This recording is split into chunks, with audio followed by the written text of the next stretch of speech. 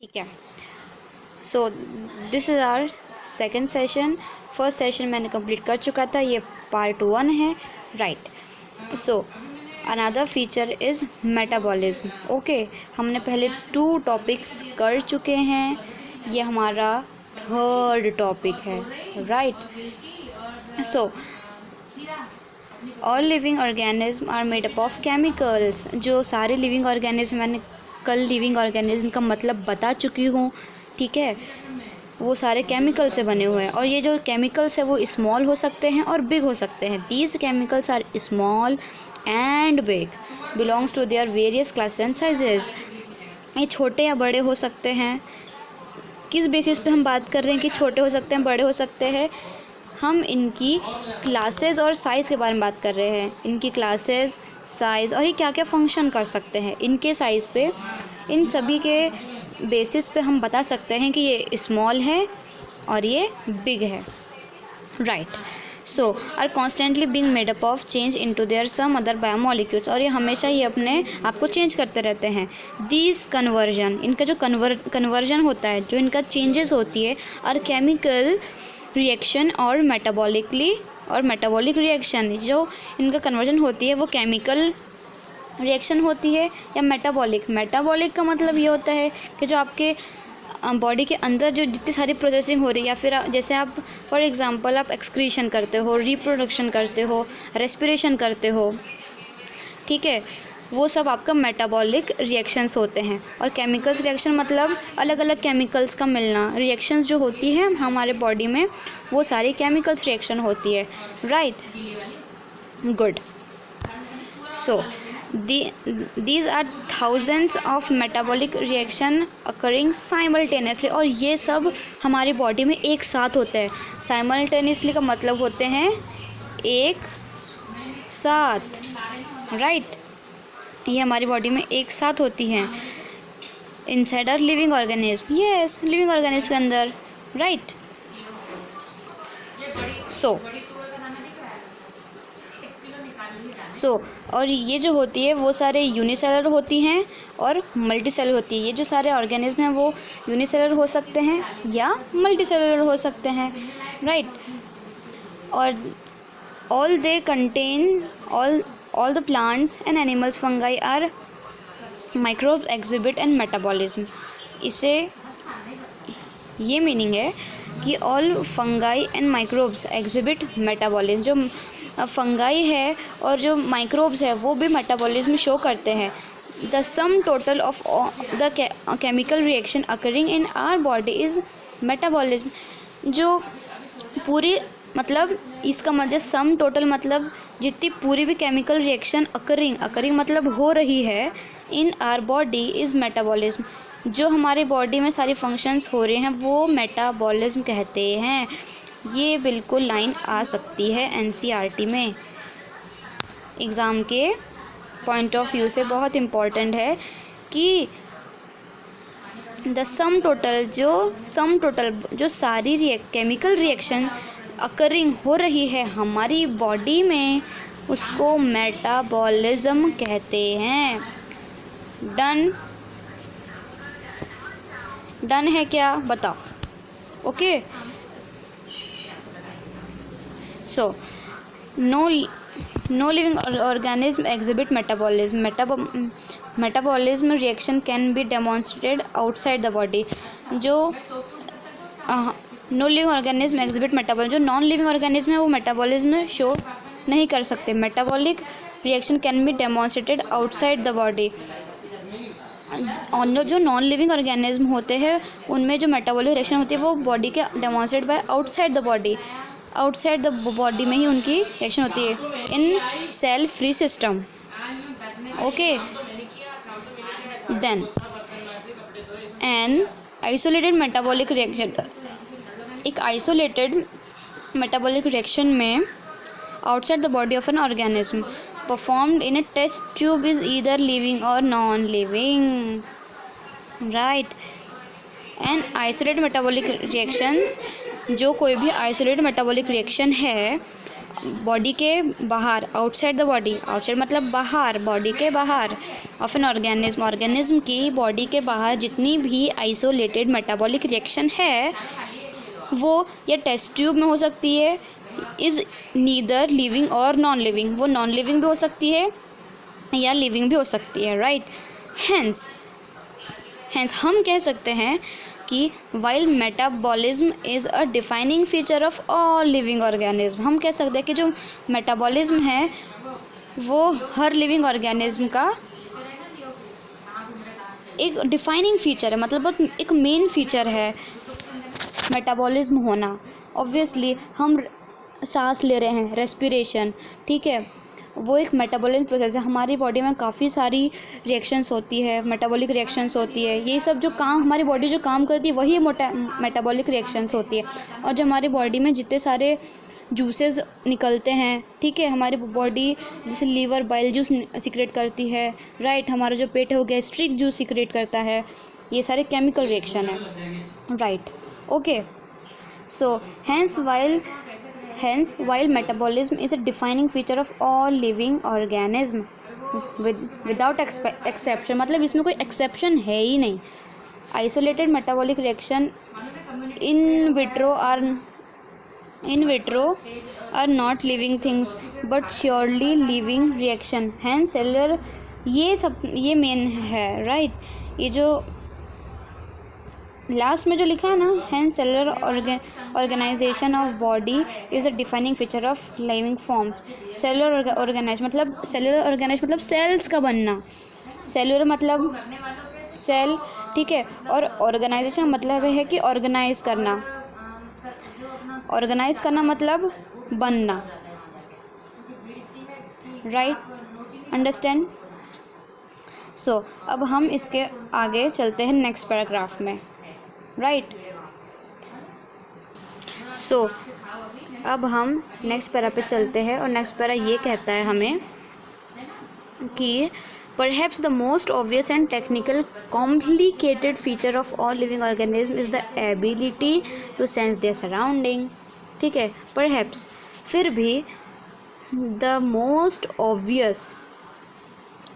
Obvious and technically complicated feature, जो बहुत हमें हैरान करने वाली जो चीज़ है और टेक्निकली कॉम्प्लिकेटेड है, जिसको समझना बहुत डिफ़िकल्ट है, उसे हम कॉम्प्लिकेटेड कहते हैं, राइट।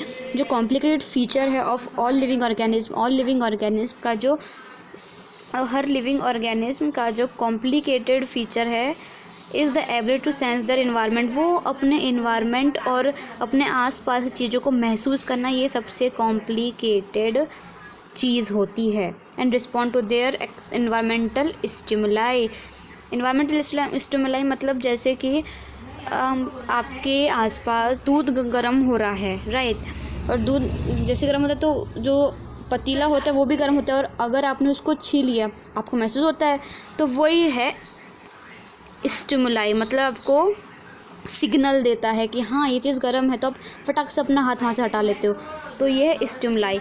इसको हम एक्सटर्नल स्टिमुलाई भी कहते हैं, ओके। अगर, और हाँ, मैं आपको एक बात बता दूं कि अगर आपको थोड़ा भी बहुत समझ में आता है तो प्लीज़ आप लाइक कीजिए, क्योंकि ये लाइक होता है तो थोड़ा मुझे मोटिवेट मिलता है, राइट। सो प्लीज़ लाइक, अगर समझ में आ रहा है तो। सो हम आगे चलते हैं, हम कहाँ थे, external stimuli which would be physical, और ये फिजिकल होता है, राइट। इंटरनल कैसे हो सकता है, फिजिकल, केमिकल और बायोलॉजिकल, ठीक है, केमिकल भी हो सकता है, बायोलॉजिकल भी हो सकता है, right. We sense our environment through our sense organs, हम जितने सारे चीज़ें महसूस करते हैं वो हमारे सेंस ऑर्गन्स होती हैं। Plants respond to external full like light, water, temperature, right. जो प्लांट्स कैसे रिस्पॉन्ड करते हैं अपने एक्सटर्नल स्टिमुलाई को, उनके पास, जैसे हमारे पास तो हाथ, उनके पास कहाँ हाथ है, हम चल सकते हैं, वो कहाँ चल सकते हैं, इसलिए उनके पास लाइट है, वाटर है, टेम्परेचर है उनका, ठीक है, जिससे वो मतलब अपने इन्वायरमेंट के साथ साझेदारी निभाते हैं। And other organism pollutants. All organism from prokaryotes to most complex eukaryotes. अच्छा, अब आप सोचेंगे कि प्रोकैरियोट्स क्या होता है और यूकैरियोट्स क्या होता है। अब हम देखते हैं कि प्रोकैरियोट्स और यूकैरियोट्स में क्या डिफरेंस है। ठीक है, प्रोकैरियोट्स बहुत प्रिमिटिव है और यूकैरियोटिक मतलब मोस्ट कॉम्प्लेक्स। ठीक है, मोस्ट कॉम्प्लेक्स मतलब जहाँ पे बहुत अलग अलग फीचर होते हैं। ठीक है, प्रोकैरियोट्स मतलब जो अब बहुत पहले से बना हुआ है, सबसे प्रिमिटिव, सबसे पहले बना है वो प्रोकैरियोट। यूकैरियोटिक मतलब जो मोस्ट कॉम्प्लेक्स है, इसमें वो अलग अलग फंक्शन कर सकता है। Prokaryotic cell, eukaryotic cell like okay, ये वो है। हम कहाँ आएंगे, हम यूकैरियोटिक में आएंगे। यूकैरियोटिक में अक्सर हमारे एनिमल्स आते हैं, प्रोकैरियोटिक्स में अक्सर प्लांट्स आते हैं। राइट, आपको समझ में आ चुका होगा क्योंकि अभी इस चीज़ में समझने के लिए इतना काफ़ी है। अब आते हैं प्रोकैरियोट्स टू मोस्ट कॉम्प्लेक्स, मतलब यूकैरियोट बहुत कॉम्प्लेक्स होते हैं क्योंकि वो बहुत सारे फंक्शन कर सकता है, उसमें बहुत सारी चीज़ें होती है फंक्शन करने के लिए। माइटोकॉन्ड्रिया हो गया, न्यूक्लियस है, लार्ज न्यूक्लियस है, साइटोप्लाज्म है, लाइसोसोम है। ये सब वर्ड जो मैं बोल रही हूँ वो आपको अभी समझ में नहीं आएंगे, धीरे धीरे सब आपको समझ में आएगा। Can sensor respond to their environment कॉक्यूसिस, photoperiod effect, reproduction in seasonal breeder, both plants and animals. photoperiod effect, reproduction in seasonal breeder, जो photoperiodic effect है, जो reproduction in seasonal breeder, जो सीजनल ब्रीडर्स मतलब क्या होता है, जो सीज़न में ब्रीड करते हैं। ब्रीड मतलब जो रिप्रोडक्शन करते हैं, जो अपने बच्चे देते हैं कोई सीज़न में।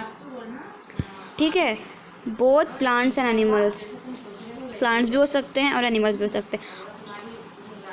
All organism handle chemicals entering their bodies, all organism handle their chemicals entering their bodies, all organism therefore are aware to their surrounding. सारे भी जो all organism therefore are aware of their surrounding, जो सारे organism होते हैं उनको पता होता है कि उनके एनवायरनमेंट में क्या हो रहा है, वो सारे अवेयर होते हैं उनके एनवायरनमेंट के लिए। Right, human being is only organism who is aware to himself. अच्छा देखो, है ना, ह्यूमन बीइंग जो होता है वो खुद के लिए बहुत अवेयर होता है एंड जो सेल्फ कॉन्शियसनेस होती है उसमें। ठीक है, सेल्फ कॉन्शियसनेस ना मतलब खुद के लिए ही सोचना। राइट, वो खुद के लिए सोचता है और सब कुछ। इसलिए हमने कहा है कि consciousness therefore becomes a defining property of living organism. ये भी चीज़ है। ओके, अब हम आते हैं when it comes to human beings. तो यस, अब आते हैं when it comes to human organ. जब हम ह्यूमंस की बात करते हैं, it is all more difficult to define the living state. फिर ह्यूमन बीइंग्स को डिफ़ाइन करना बहुत मुश्किल होती है क्योंकि आपको भी पता है एक ह्यूमन बीइंग बहुत कॉम्प्लेक्स चीज़ है। Right, we observe patient lying in the coma. Obviously हम हॉस्पिटल्स में देखते हैं ना कि जैसे बहुत सारे पेशेंट्स हैं जो कोमा में हैं हॉस्पिटल में, इन हॉस्पिटल में, वर्चुअल सपोर्टेड बाय मशीन्स। वो बिल्कुल मशीन्स में होते हैं ना, वो मशीन के अंदर होते हैं। ठीक है, which replaces hearts and lungs. Hospital virtually supported by machines which is replace heart and lungs. Okay, the patient is otherwise brain dead है। उन लोगों का ना जो लोग कोमा में होते हैं वो उनका ब्रेन डेड हो जाता है, उनका ब्रेन काम ही नहीं करता है। जब मैं कोमा बोल रही थी ना मैं, तो मुझे कोरोना निकल रहा था मुँह से। ये देखो कोरोना का कहर। The patient has no self consciousness, उसको कुछ समझ नहीं आता है क्योंकि उसका दिमाग काम ही नहीं करता, तो उसे सेल्फ कॉन्शियसनेस समझ ही नहीं आती, उसके साथ क्या चल रहा है, क्या हो रहा है, आजू बाजू में लोग क्या बात कर रहे हैं, उसे कुछ समझ नहीं आता है। Are such patient who never come back to the life, ऐसा कहा जाता है कि जो कोमा में चले जाते हैं फिर वो वापस नहीं आ सकते। राइट, आई डोंट नो ऐसा होता है कि नहीं होता है, मैंने कभी ऐसा केस नहीं देखा। In higher classes you will come to know that all living phenomena due to underlying interaction properties of tissue, ये आप आगे पढ़ोगे, मतलब इस लाइन में ये लिखा है कि आप और भी चीज़ें आगे की क्लास में पढ़ोगे, मतलब 12th में पढ़ोगे, राइट, 12th की बुक में पढ़ोगे। properties of tissue are present in the constituent cells but arises as a result of intersection among the constituent cells. Similarly, properties of cellular organism are not present in the molecular constituent. Similarly, properties of cellular organism, जो cellular organism की जो properties होती है वो present नहीं होती है molecular constituent में of organelle but arises as a result of interaction among the molecular component, right. मतलब इसमें ये कहा है कि similarly properties of cellular organism,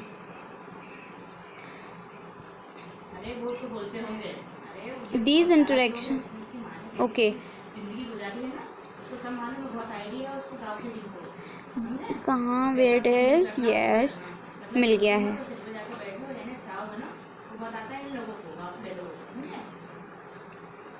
let's draw. Similarly, the properties of cellular organism are not present in molecular constituent of organelle but is as a result of interaction among the molecular components comprising the organelle। organelle बनाते हैं, इसमें question लिखा है। These interaction result in the emergent properties, emergent मतलब अलग सी property, इनके जो interaction होता है ना सेलुलर ऑर्गेनेल और का, तो ये एक इमर्जेंट प्रॉपर्टीज़ डिस्कवर करते हैं, मतलब कुछ अलग प्रॉपर्टीज़ बनाते हैं हायर लेवल, जो एक हाई लेवल पे होती है ऑफ ऑर्गेनाइजेशन, कुछ अलग लेवल की ऑर्गेनाइजेशन एग्जिबिट करते हैं जब सेलुलर ऑर्गेनिज्म मिलते हैं। This phenomena is true in the hierarchy of organization complexes at all levels. This phenomena is true, ये जो फिनोमेना है ना कि ये सारे कंपोनेंट इंटरेक्ट करते हैं, इस रिज़ल्ट से मतलब इससे क्या रिज़ल्ट मिलता है कि एक इमर्जेंट प्रॉपर्टीज़ का फॉर्मेशन मिलता है, एक हायर लेवल पर का ऑर्गेनाइजेशन होता है। ये फिनोमेना ट्रू है, सच है in the hierarchy of organizational complexity all levels. Therefore we say that living organism are self replicating. इससे पता चलता है कि जो लिविंग ऑर्गेनिज्म सेल्फ रिप्लिकेट करता है, मतलब खुद अपने ऑफस्प्रिंग बनाता है, ऑफस्प्रिंग मतलब अपने खुद रिप्रोड्यूस करता है, रिप्रोडक्शन करता है। सेल्फ रेप्लिकेट मतलब खुद अपने बच्चे देता है। और evolving a self regulating interactive system capable of responding to external stimuli, जो मैंने पहले बताया दूध वाला एग्जाम्पल, एक्सटर्नल स्टिमुलाई को वो रिस्पॉन्ड करते हैं, responding. Biology is the story of life on अर्थ। जो बायोलॉजी से अब हम क्या समझते हैं, ठीक है, बायोलॉजी से हम ये समझते हैं कि ये है स्टोरी ऑफ लाइफ है, हमारे लाइफ की स्टोरी। और सही भी बात है, हम बायो में हमारी बॉडी के बारे में पढ़ते हैं और हमारे इन्वायरमेंट के बारे में पढ़ते हैं, इसलिए biology is the story of life on earth, earth पे, राइट। Biology is the story of evolution of living organism on earth, ठीक है। Biology story of evolution, evolution मतलब इवोल्यूशन एक 12th में चैप्टर है, आप समझोगे। इवोल्यूशन मतलब कैसे इंसान पहले इस अर्थ पे आया, वो धीरे धीरे धीरे एक, मतलब ऐसा कहा जाता है कि जो एक ह्यूमन बीइंग है वो एक चिंपांजी से बना है, ठीक है। जो एक ह्यूमन बीइंग है वो अराइज हुआ है एक एक चिंपांजी से अराइज हुआ है।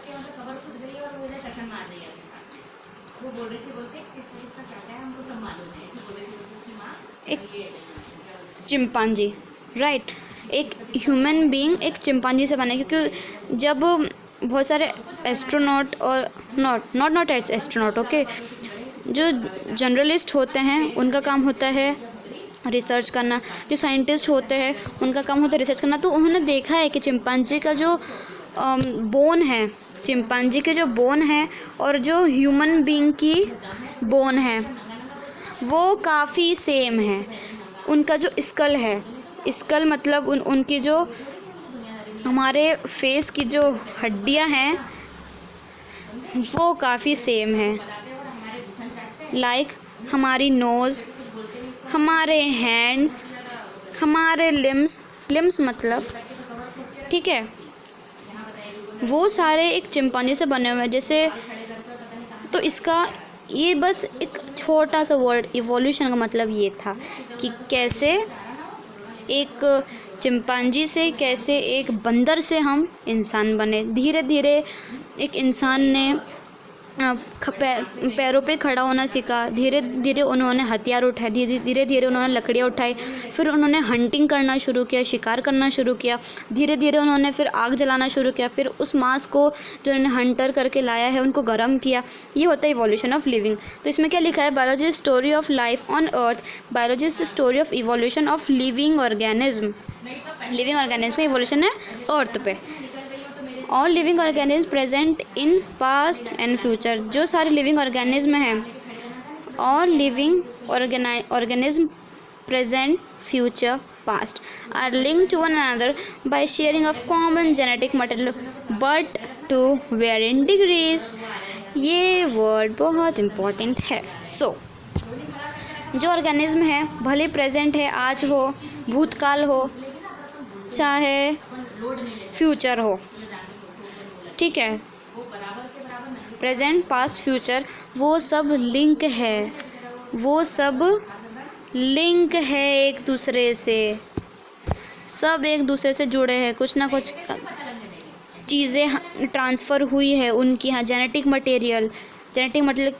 अच्छा, अब जेनेटिक मटेरियल क्या होता है? RNA, DNA, ये है हमारे जेनेटिक मटेरियल। RNA GNA उनके हमारे पास ट्रांसफ़र हुआ है, ठीक है। RNA DNA ये सारा उनका हम में ट्रांसफ़र हुआ है, तभी लिखा है link to one another by sharing common genetic material. Genetic material उनसे हम में ट्रांसफ़र हुआ है बट वेरिंग डिग्री, कुछ अलग अलग तरीके से, क्योंकि हम पूरे चिंपांजी जैसे नहीं दिखते, हम हमारे मॉम डैड की तरह नहीं दिखते, पर उनका ही जेनेटिक मटेरियल हम में आया है। So guys that's it for today. अगर वीडियो लाइक हो, आपको पसंद आई, समझ में आई, सो प्लीज़ लाइक कीजिए, क्योंकि इससे मुझे समझ में आता है कि आपको कितना समझ में आ रहा है जब आप लाइक करते हो, आप कमेंट करते हो, ठीक है। For that's it for today and thank you.